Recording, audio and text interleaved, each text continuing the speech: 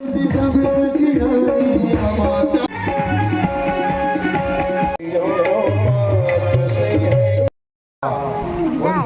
के दरबार मिले महाराज, बहुत भयानक प्रेत योनि मिली हमने। तो सूर्य भगवान ने एक बड़ा सुंदर उपाय बताया। बोले भैया इसके लिए तो केवल उपाय है। क्या? श्रीमद् भागवतान मुक्ति सप्ताहम वाचिनम गुरु। श्रीमद् भागवतान मुक्ति सप्ताहम वाचिनम गुरु। इनके लिए 7 दिन तक श्रीमद् भागवत का वाचन सुनवाया जावे, श्रीमद् भागवत की कथा सुनवाई जावे तो इनकी मुक्ति हो सकती है। कहा गुरुदेव, वैसे हम गया जी गए हैं, सभी तीर्थों में गए, गया जी में जाकर के हमने पिंड दान भी किए हैं, लेकिन फिर भी मुक्ति नहीं हुई है। गौकर्ण की लौट करके आए, सभी गांव वालों को बुलाया और धुंधकारी के निमित्त इन्होंने क्या किया, सुंदर व्यास मंच बनाया गया। वो व्यास गद्दी पर स्वयं विराजमान हुए और इन्होंने सबसे पहले प्रेतात्मा का आह्वान किया। पितृदेवता भ्यो नमः, जब पूजा करते हैं तो आह्वान करते हैं। माता पितृ कमले भ्यो नमः, इष्ट देवता भ्यो नमः, कुल देवता भ्यो नमः, ग्राम देवता भ्यो नमः, वास्तु देवता भ्यो नमः। पंडित जी करा हे प्रेतात्मा, मैंने तुम्हारे नित्य भागवत की कथा कराई है, आप जहाँ कहीं भी हो जल्दी से जाने की कृपा करें और आनंद से बैठ करके विराज करके भागवत की कथा सुने। कथा प्रारंभ हो गई, लेकिन सज्जनों को आत्मा कथा नहीं सुन पा रही है। क्यों? बोले इधर नहीं सुन पा रही थी। उस प्रेतात्मा ने क्या किया, ये सप्त ग्रंथि वाला बांस पड़ा हुआ था, उसमें बैठ करके आनंद से भगवान की कथा सुन रही है। पहले दिन की कथा हुई तो कहते हैं हमारी बुद्धि में जो अज्ञान रूपी जो ग्रंथियां हैं, भागवत की कथा सुनने से ये ग्रंथियां खुल जाती हैं। पहले दिन पहली ग्रंथि फट गई, दूसरी, तीसरी, चौथी, 5वीं, 6वीं, 7वीं।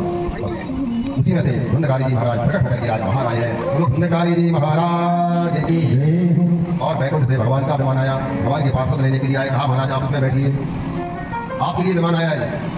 धुंधकारी ने कहा बहुत अच्छी बात है, 7 दिन में मुक्ति मिलेगी, इसलिए परेशान थे महाराज। लेकिन धुंधकारी ने कहा बैठेंगे बाद में, पहले कम से कम भागवत जी को प्रणाम तो कर लें कि जिनकी कृपा से हमें बैकुंठ की प्राप्ति हो रही है।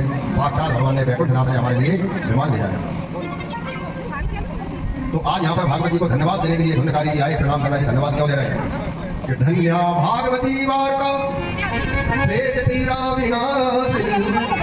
धन्य श्रीमद् भागवती वार्ता के लिए, भागवत कथा के लिए प्रेत पीड़ा विनाशिनी, प्रेत पीड़ा से छुटकारे दिलवाने वाली है श्रीमद् भागवत की कथा है। इसलिए कहते हैं धन्या भागवती वार्ता प्रेत पीड़ा विनाशिनी।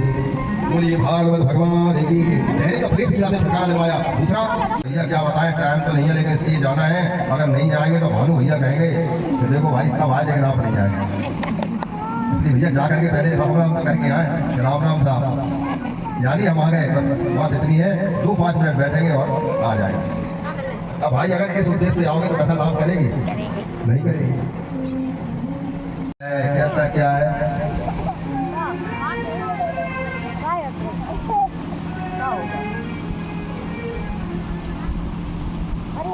कहने का भाव, भगवान के पार्षदों ने कहा भागवत की कथा ने किसी में भेद नहीं किया, गांव वालों ने कथा में भेद दिया। अलग अलग प्रकार से आए, 3 प्रकार। एक होते हैं श्रोता जो कथा सुनते हैं, सबसे पहले आते हैं बाद में जाते हैं। बड़े शांत आते तो है लेकिन कथा नहीं सुनते हैं, श्रोता कुछ ना कुछ करते ही रहेंगे। और तीसरे बोले तीसरे तो बहुत अच्छे हैं, बोले भले ही कथा नहीं सुने लेकिन कथा में कम से कम चुपचाप बैठ करके आनंद से सोते तो रहते हैं, उन्हें कहते हैं श्रोता। 3 प्रकार के श्रोता बताया। बोलो भागवत भगवान की। आज आनंद से गौकर्ण जी महाराज ने दोबारा भागवत की कथा की है, सभी गांव वालों को बुलाया है और धुंधकारी जी महाराज भगवान के विमान में बैठ करके भगवान का राधा प्रेम बेल श्री राधिका प्रियतम श्याम तमा, दुई मन मिल एक भय श्री राधा वल्लभ लाल। बोली राधा वल्लभ लाल की जय हो, मेरो राधा वल्लभ लाल। श्रीमान जी के दरवाजे के सामने बैठा था। बाबूजी हमको जोर से प्यास लग रही है, थोड़ा जल लेते। पहले तो सुन रहे हैं बाबूजी बहुत जोर से प्यास लग रही है, थोड़ा जल लेते। तो बाबूजी बोले भैया रुको, अभी आदमी आ रहा है। जाओ। तो आज का व्यक्ति यही नहीं समझ पा रहा है कि हम आदमी धर्म की बात भागवत जी में बताई गई। धर्म किसे कहते हैं, धर्म की जड़ क्या है? तो सज्जनों ध्यान देना, बोले धर्म की जड़ क्या है? बोले धर्म की जड़ है दया। बस कि दया धर्म को मूल है। तो हृदय में दया होना अति आवश्यक है। दया होगी तभी धर्म ठहर सकता है। दया धर्म को मूल है, धर्म की जड़ है तो दया। इसलिए हमारे हिंदू सनातन धर्म में सबसे पहले क्या बताया? अहिंसा परमो धर्म। जब हमारे अंदर दया रहेगी तब ठाकुर जी हमको याद करेंगे। दया, दया का उल्टा कर दो क्या बन जाएगा? याद। दूसरा प्रश्न किया, कहा गुरुदेव शास्त्रों में किसी बात को बड़ी विधि विधान से कहा है, वेदों की भाषा न होती ओ प्रभु तेरी याद आई न होती। अगर मेरे जीवन में तुम नहीं आते, दुखों से अगर चोट खाई न होती, प्रभु तेरी याद आई न होती, दुनिया में किसको दिखाते हम मुख, अगर लाज तुमने बचाई न होती। जिस भरे दरबार में दुर्योधन की सभा में पुत्रवती की लाज लूटी जा रही हो, दूसरा संसारी को निर्वस्त्र कर रहा हो, उस समय का अगर आप हमारी पर कृपा नहीं करते तो ये बताओ फिर हमारा क्या होता? कि दुनिया में किसको दिखाते मुख, अगर लाज तुमने बचाई न होती। इसलिए ठाकुर जी आपने तो हमारी पर बहुत बड़ी कृपा की है। अगर कान्हा तेरा